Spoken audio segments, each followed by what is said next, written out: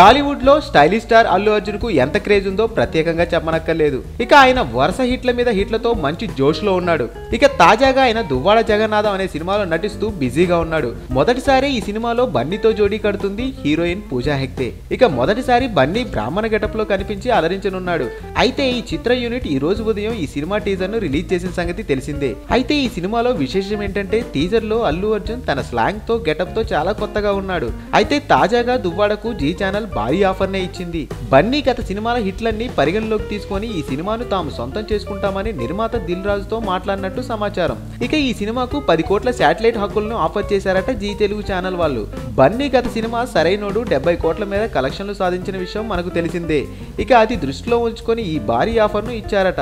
ఇక దీనికి దిల్ రాజు కూడా ఓకే చెప్పినట్టు తెలుస్తుంది.